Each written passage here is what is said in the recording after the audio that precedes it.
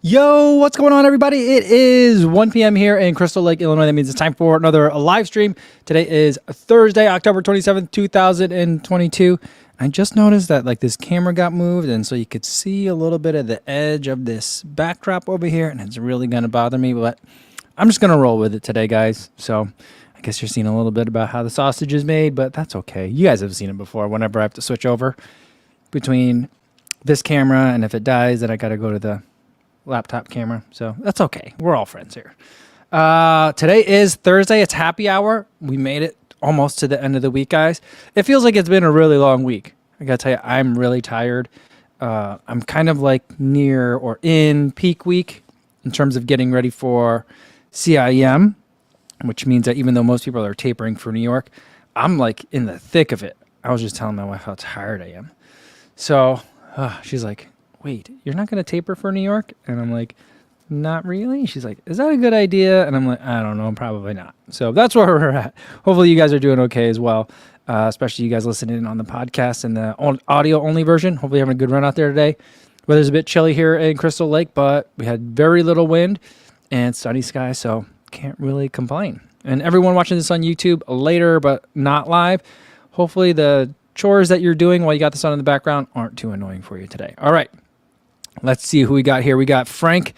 He's going with a protein shake for today for happy hour. Today, I've got some Noon. It's the some sort of tropical citrusy flavor. I forget. It's the one that's in the thumbnail for this live stream. And it's got a little bit of caffeine in it. And so that's what I'm going to go with for today. Let's see. Who else do we got here? We got Aaron Davis. What's going on, Aaron? He says, snap, I'm behind in the times of the new channel. Was wondering what happened to the live streams. Yes, I know it's been a while. It has been a while, Aaron, but it's good to see you again. Looks like we got Kerry Smith in here. We got Lou Klein said, made it. Good to see you. Louis says, yo, what's going on? And Inna says, hi, Kafoos and everybody. Rest day for me today. Garmin seemed keen for me to have a day off. My Garmin tells me to take the day off every day. The only time my Garmin tells me that I should do a workout, and every once in a while it'll tell me to do a workout you should try intervals today.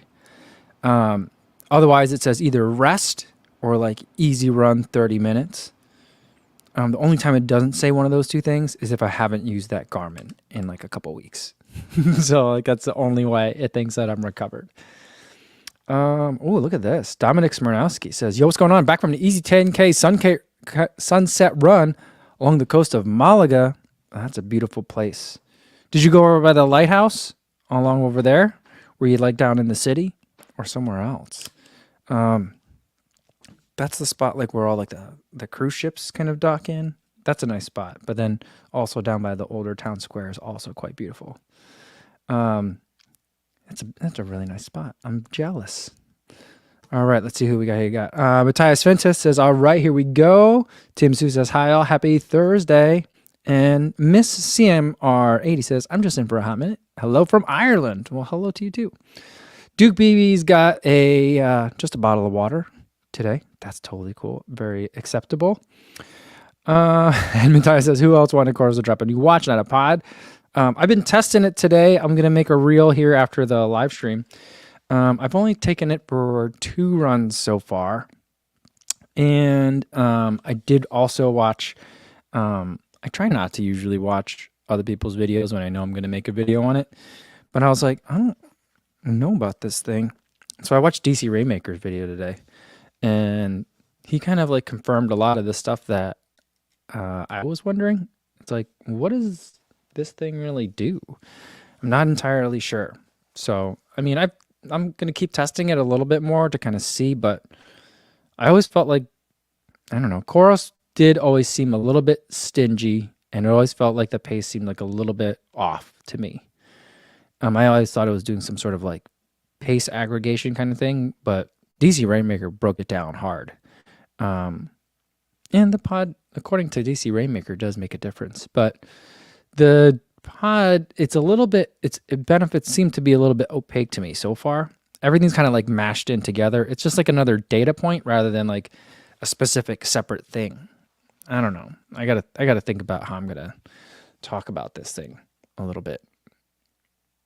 Especially, I mean, I got to, I think there's an angle to tell this story a little bit better. And I'm thinking that maybe like people like DC Rainmaker and people like me are maybe not the target audience for this device. I'm not sure. There's a story in here somewhere, but I'm just not sure how to tell mine yet. So, Frank said Coros Pod 1 sucked. I don't know anyone that had it. That was the thing. I was like, I just didn't. Yeah, I mean, I think maybe Ben Johnson had one. I think he may be the only one that I knew that had one. Otherwise, like I had a Stride Foot Pod, but yeah, the thing that I think is hard about it is that it only works with Coros watches. Like if it worked with other watches, that would make a lot more sense to me. But all right, Kerry Smith says, Mike, this is a beautiful picture over here. He's got like a waterfall going on in here. Anyway, Kerry says, Mike, took the Nova Blast 3 out for a progression run. You're right. They are the shoe of the year. Well, thanks for the backup. A lot of people like to disagree with me on that. They got mad. People got mad when I made that video. But, I mean, I think it's a really good shoe. I'm a big fan of it. I'm glad you enjoy it too. Yeah, Frank said, I had a Coros Pod 1 and the metrics added were completely useless. Yeah, I didn't try the first one, and I don't know if this adds a different set of metrics or not. So I'm going to try to just approach it fresh as if, well, not as if, but as if it never existed, but since I never tested the first one. So that's kind of where we're at on that. But we'll see. My initial thoughts were that like it's going to be completely doing its own thing in terms of pace and distance like Stride does, but it's kind of like this hodgepodge where it boosts the GPS pace and distance. And I don't know. I'm not sure that's exciting, but what I do think is missing though is the like during the activity paces. I always feel like my Coros watches, at least when I tested the Vertex 2, I mean, I guess I'm like doing my review here, like thinking out loud so far after just testing it twice. I think I need, for a device like this, it needs more than 2 runs. But like, I always felt like the Coros did a great job of giving me my data after the fact. So when I looked at my intervals, things looked right. Based on effort, based on other similar runs that I've done with other devices. But like during the run, I always felt like the instant pace, like what it shows on the watch at the moment, always felt off to me. And so that's where I feel like, I had an easy run today, but tomorrow will be a workout. So like, we'll see like how it feels in that sense. And I think that's going to be the bigger test. Yeah. Michael Chung says, have you tried the Saucony Tempest? Any thoughts? The Tempest is a stability shoe. It's a very much so a stability shoe. There's a lot of like structure in it, and I tend to steer away from stability shoes. So I have not tested it, and I won't be. It looks great. It's using Power Run Plus this year, I think. So I think that's going to be an improvement based on just Power Run. So it should make, stability shoes tend to be like really, really stiff and firm. And so like, I think that could help it make it feel like a much better shoe, but we'll see. And it says, the YouTuber Mark Lewis had a dog treadmill on a video today. I wonder how Pip would like that. I've seen dogs do them before. I never tried to get my dog Buddy on one. But yeah, I could see, I've seen many dogs go on treadmills before. They just need to like, the initial part is hard. But you know what else I think is interesting is like, dogs get used to things really fast. They're such smart animals. And like, what I always think is funny is when dogs get on an elevator for the first time and they'll freak out. Like my dog, was raised in an elevator building. He rode elevators his entire life, And so I feel like it never fazed him at all. But like I see like adult dogs that have never seen an elevator before get in one, and they like freeze because they're like, what's happening to the floor? I think they can sense not only from the smells that go through the shaft as they're going up between the floors, but also like the gravity. I think they're more sensitive to that than humans are. So So I think they could tell something's going on and they just can't see. There's no visual cues. So I think it really freaks them out. I think it's funny. I don't know why I thought about that. Duke BB says, I had pizza for supper last night. Thin crust, not deep dish. Just thought I would restart the pizza talk. One of the local newscasters, there was a mention. I like local news. I've told you guys that before. The more local, the better. And WGN9, like before 6 a.m., they call themselves like the B team. It's like the less experienced news crew, and they tend to get a little bit sillier. And somehow they got on the subject of pizza rolls. Did anyone local watch this? So they got on the subject of pizza rolls, and one of the anchors, Dan Ponce, was like, "What's a pizza roll? Is that like a sushi roll? What with pizza?" And the people were like, "What the heck? You don't know what a Totino's pizza roll is?" And they were like, and then the traffic lady, who basically lives pretty much in like Wisconsin. I don't know if she's from Wisconsin or something like that, but like she lives like I think not that far from here.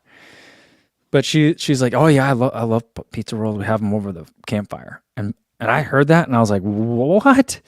And so they had posted like a clip of this thing where like, "Hey, check out this anchor. He doesn't know what pizza rolls are." And I heard that part about pizza rolls at a campfire and I was like, whoa, I need footage of this. And during a commercial break, she retweeted back with footage of herself and her husband putting pizza rolls in a cast iron skillet and like cooking it over a campfire, like Jiffy Pop. And they were just eating them, picking them up right out of the cast iron skillet. And I was like, that's living. Now I want to go camping. Normally, I'll pass. But if there's campfire pizza rolls, let me know when we're going. We'll stop by the Walmart. I'll get some pizza rolls first. Eliza says pizza rolls are lava pockets. That's how you know they're done. Oh man, that's so funny.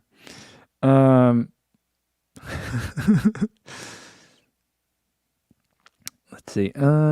Jason Dahl says, "Hi everyone, running a virtual 26.2 on Saturday of the Chicago LFT on the Chicago Lakefront Trail. Assuming I finish, I'll get a guaranteed entry for New York 2023.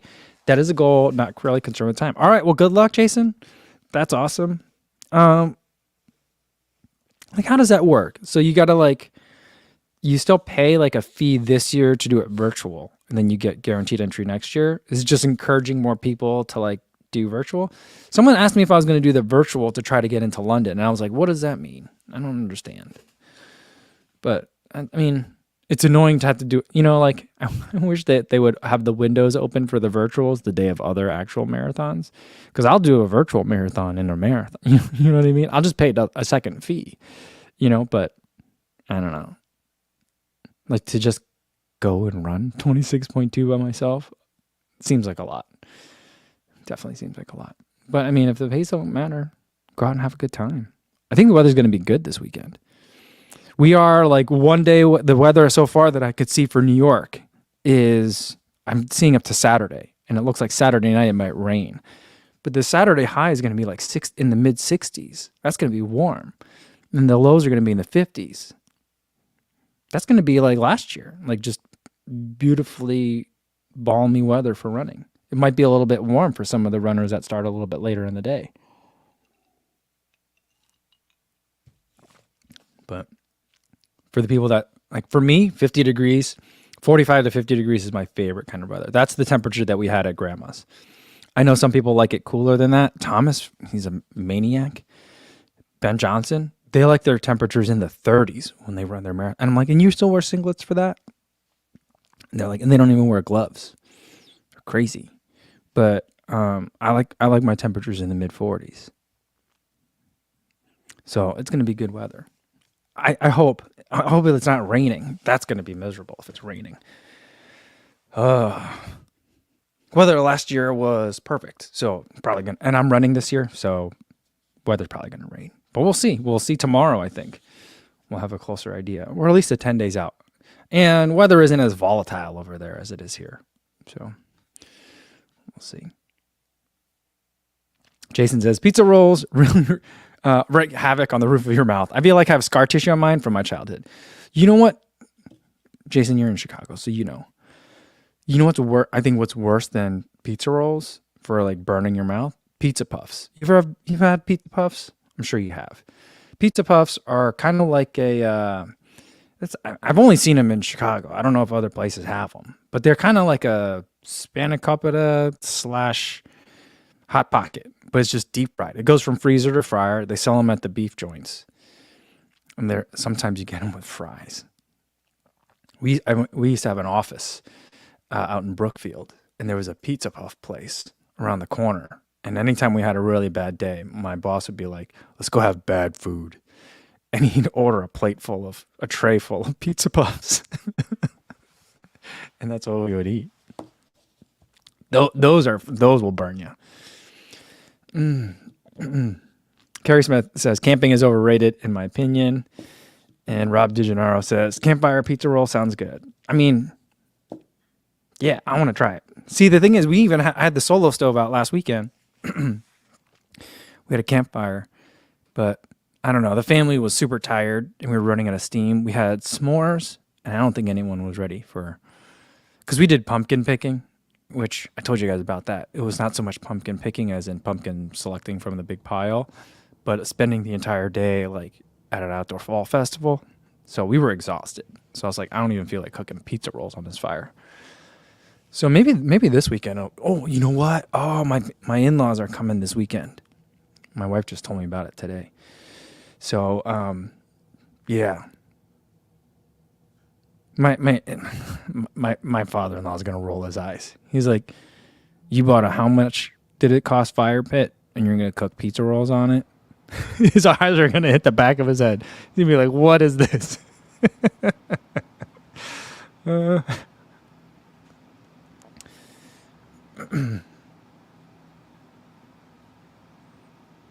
Frank says, how many virtual marathons could one run simultaneously? I don't think you could do that many because there's always windows. You know what I mean? I feel like that's the hard thing.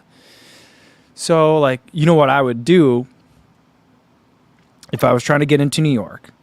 And I guess the window must be pretty wide if Jason's doing it this weekend.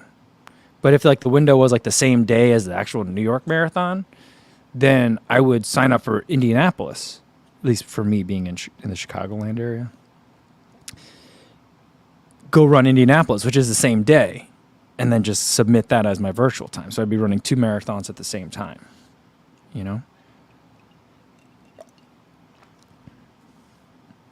So. Ooh, Lou said, I saw Marathon Sunday will have a high of 72. That's going to be hot. That's how hot it was, not this year at Chicago, but last year. Now, I don't think it'll be that humid, but the New York Marathon starts off later than most marathons do. And so, like, there's a decent number of people that will feel that heat. Heat's going to come into play.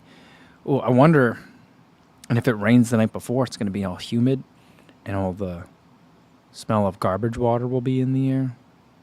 So it'll be nice. it'll be the weather will be a story, I think. Oh, yeah, man. I'd rather have it hot than cold, though, for a marathon. Wow. JC wants, give me upper 30s to low 40s to the start, unless it's windy. Yeah, I don't know, man. I know that's better for me. I know I perform better. When I did that half marathon, Mark Chankoko came out from Orlando to run Clearwater half with me. And that's the temperatures it was that day. And I ran great. I just had a really great day out there. I was going to run with Mark, but I was like, Mark, I feel really good. I got to go. He's like, go. And so I went, and I just had a really great day out there, and it was a lot of fun. It was a bit windy of a day, and it's hilly because of the bridges.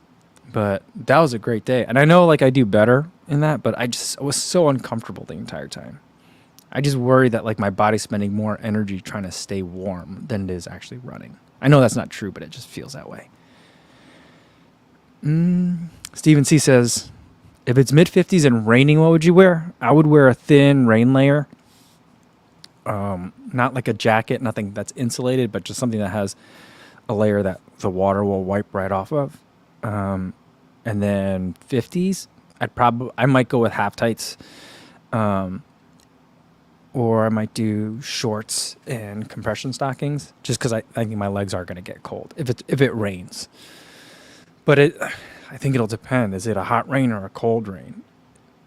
And it seems if the temperatures are rising, then it's probably going to be a warmer rain. So I probably would just still go with half tights, maybe regular socks.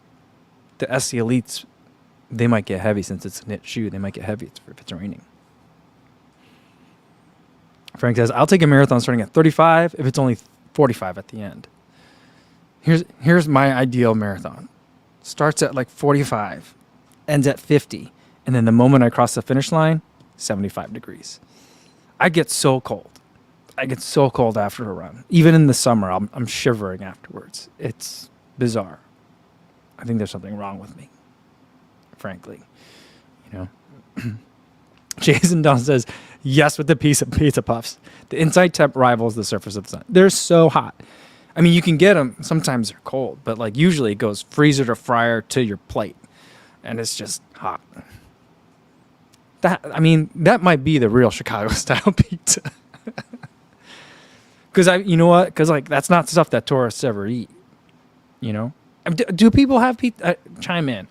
Do you guys have pizza puffs where you are? Like, and tell me where you're from. If you have pizza puffs, I think it's I've only seen it. Basically, I've only seen it in like suburban Chicago. So some beef stands in the city, like not in like the super busy parts of the city, but like if you get a beef stand, like I don't know, I can't remember if I've seen one at a beef stand in like Irving Park or Montrose. That's definitely the city, but it's a little bit further out, you know. But like you're not gonna find one. There's like an Al in like Gold Coast, Al's Beef in Gold Coast, right? But you're not gonna find pizza puffs, maybe. I don't know. Unless you go to like a dive bar. You know what though? There used to be this place that we lived near called Chipmunks. And it had like a bootleg outfit in the chipmunk. Like drawing as its logo. And it was holding hands with a feminized hot dog. The hot dog had breasts. It was very strange. That place used to have really good Greek salad, like gyro salads. And fries were so good. They also, I bet you they had pizza puffs. I never looked, but I bet you they had it there. And that would have been in Lakeview.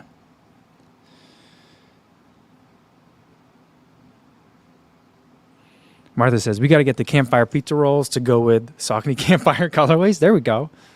Nice.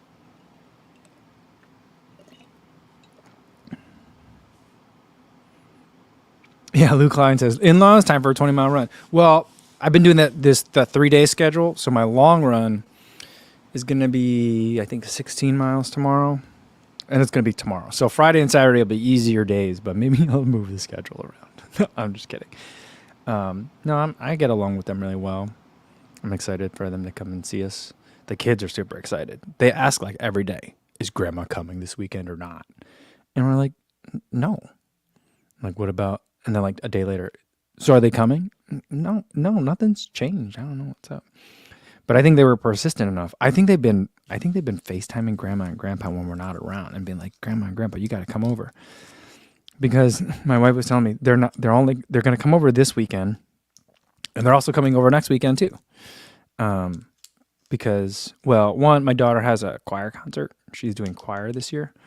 And so they want to see her sing, and then I'll also be gone for the marathon, so I think it'll be fun for them. It's nice when one parent goes. I mean, that's one of the reasons we moved out here, so that way when one parent's gone, we can bring other people to come visit. So the kids will at least get to see them 2 weekends in a row.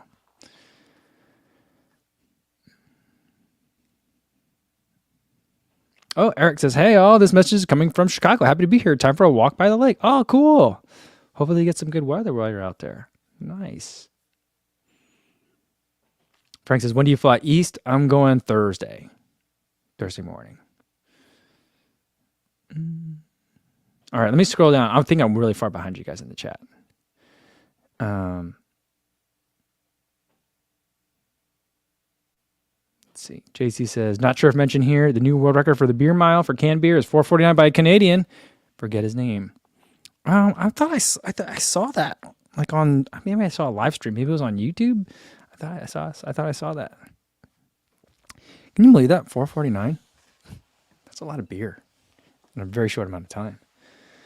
Tracy Smith said, pizza puffs were the only edible thing in our high school cafeteria. I haven't had one since though. Nice. Matthias says, I haven't seen a pizza puff in Oklahoma. Doesn't mean they don't exist. That's true. Brandon says there's no pizza puffs in Northeast Pennsylvania. Like, I don't remember a food. I mean, maybe it's called something different, but like I don't remember having anything like that growing up in New Jersey. I mean, the closest you would have had would have been a calzone, maybe a stromboli. Duke BB says no pizza puffs in Nebraska. Rob says no pizza puffs in New York. Yeah. Innes has never heard of a pizza puff. Innes, if you ever come to the U.S., we're going to give you all sorts of... You're going to have to... When you go back, you'll be like, fellas, gather around. Here's what they fed me while I was over there. Lou says we do have pizza puffs in New York. See, I don't think it's a Chicago thing. Because, I've seen the delivery trucks. It seems like it's coming from, like, a big national, operation, So, I don't know.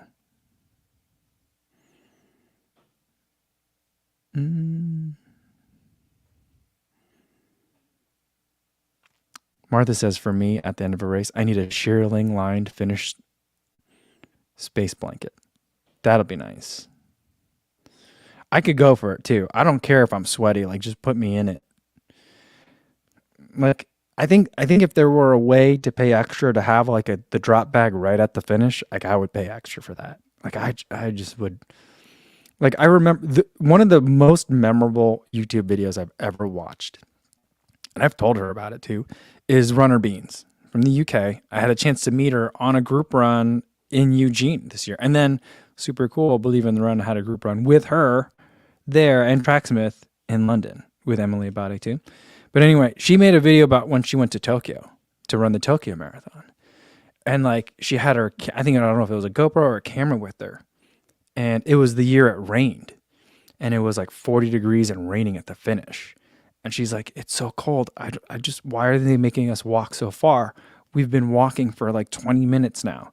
And she's shivering and cold. I'm cold right now just thinking about that. And I'm like, that's like my biggest fear for the Tokyo Marathon. It's going to be a cold year. I feel like it's cold every year for the Tokyo Marathon. But it's going to be a cold year. And I'm going to have to do like a weird hobble shuffle while freezing and shivering cold. And I will need medical attention, not because I'm dehydrated or because I'm hurt, but because I'm so cold at the end. Like the regular space blanket, the foil, doesn't do much for me. I mean, I'm definitely happy to have it, but like, I mean, I guess take some of that real edge off. But like, I don't know, like, it's not enough. Eliza says the poncho at the end of New York is nice. Like, I just saw Serious Runner's video about New York Marathon. Like, that thing he's wearing, that looks warm. If that's what it is, that looks really warm.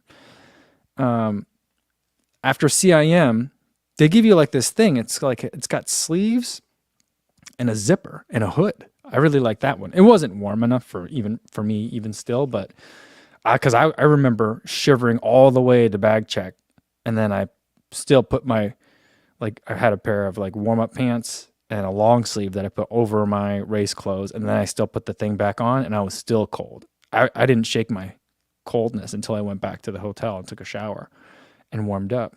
And it was like 60 degrees at the finish and humid, right? Am I remembering that right, guys? I don't know.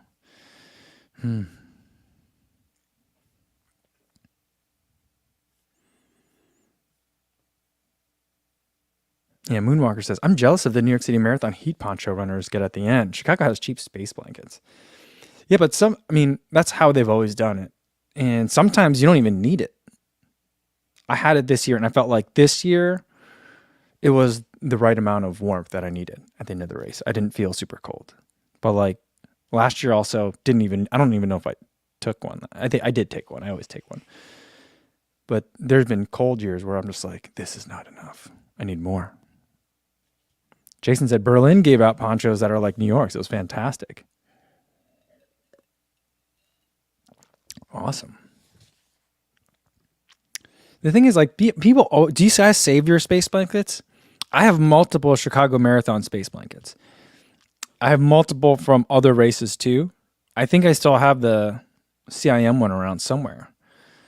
And I keep saving them thinking that I will use them as a throwaway layer for some other race. And then I never remember.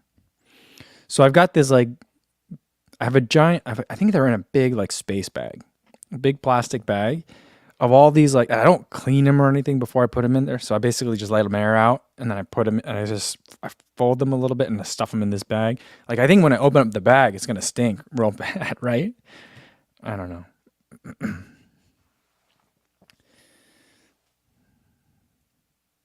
Oh, and it says Charlie, the Runner Beans, has a little baby boy now. He was born the other day. Really? So she was pregnant that day when I met her? No, I had no idea. That's amazing. Congratulations to her. Awesome. Jason says, I keep those space blankets to be used to sit down on in the grass at after race parties. There we go. See, I think that's a good use for it because then you could bring it to another race. Like this year at Chicago, I mean, every year at Chicago, there's always usually a place on the pave, like there's cobblestones or bricks, pavers that you could sit on. But I guess if you wanted to put a layer between you and the stones, that could work. Or if you wanted to sit in the grass, that could work too. Scott said, I saved mine. And my wife said, what are you saving that for? I mean, I don't know. It doesn't take out that much space, though. That's the thing. Eric said, I'm saving the space blankets to line the walls of my house. You never can be too careful. I guess is it an RFID blocker? Is that what it is? So they can't read your mind? Is that the thinking?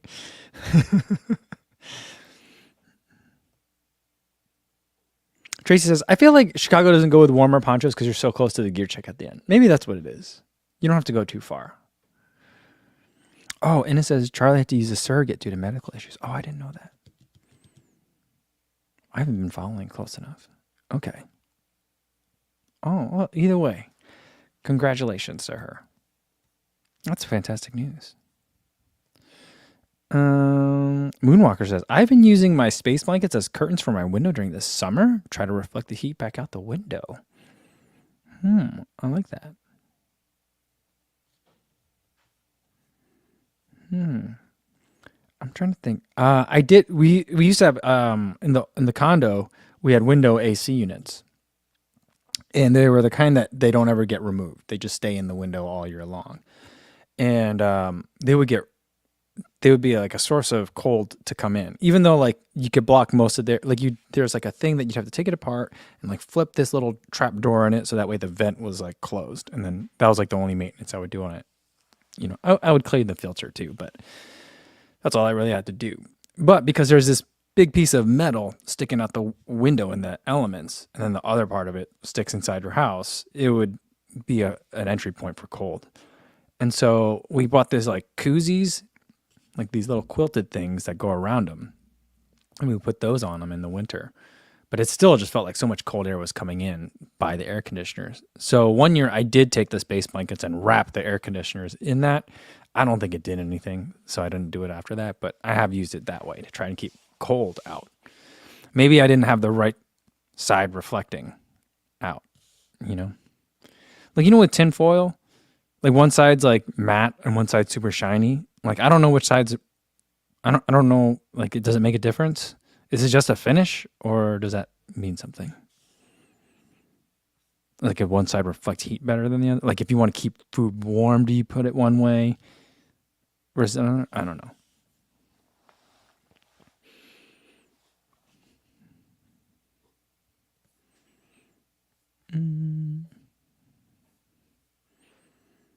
It looks like Shannon's in here. She says, hey, go Bamsy. I hate when I'm sitting at my desk while forgetting the live stream. Well, I usually set an alarm on my phone. I usually set 2. Because I was like, oh, I got time before I got to go downstairs and get ready. And then the second one is, oh, I'm late. That's kind of what it was.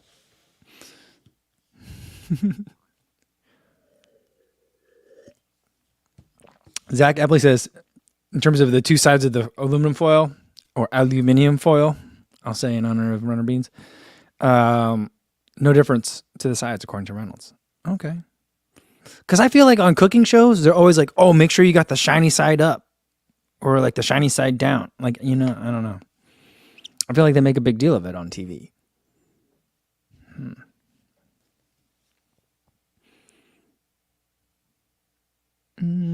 Sent Nomad said, hey, just a quick question. Did I miss a 100-mile review that's going to be sent 8, or what's up with that? Greetings from Berlin. You haven't missed it. I'm at like 92 miles with it. I got 1 run left in it. And I'm probably going to save that until a workout in between New York and CIM. So it'll probably go in there somewhere because I got a lot of use out of it when I was doing that 5K training. But some of these longer marathon workouts, it's not quite ideal just because it's more time on feet. And so I haven't been really using it that much. But as I get closer to CIM in December, that's when I think it'll pop back into the rotation. But I mean, that shoe's holding up really well. I raced a 5K in it, got my 5K PR in that shoe. I mean, I think the Takumi Sen is better at what it, and it's still just feels fantastic to run in at 90 miles. And I think it does better at what it does than what the Adios Pro does, what it does. You know what I mean? Like they're two different shoes for different things, but like there's some times where I'm like, why aren't more Adidas Pros racing their, like when those Adidas Pros can run like a 59-minute, a 58-minute half marathon, like why aren't you wearing the Takumi Sen? It's just a faster shoe. I don't get it. But I just think it's such a good shoe, and I wish my feet were just a little bit tougher, or maybe my body were a little bit more resilient that I could run a marathon. I don't know. I think I would love to run a marathon in it, but I just think after a while, my body would be like, oh, this is a little bit too rough, But it's a good shoe. I really love it. The more I run in it, the more I like it. That's a great question, though. But we'll have a full-up video, like probably in about a month, less than a month. Oh, Frank says, there's non-stick aluminum foil that says, this side is non-stick, or something on it. The rest, it doesn't matter. I don't think I've ever seen a non-stick aluminum foil. I want to look for that.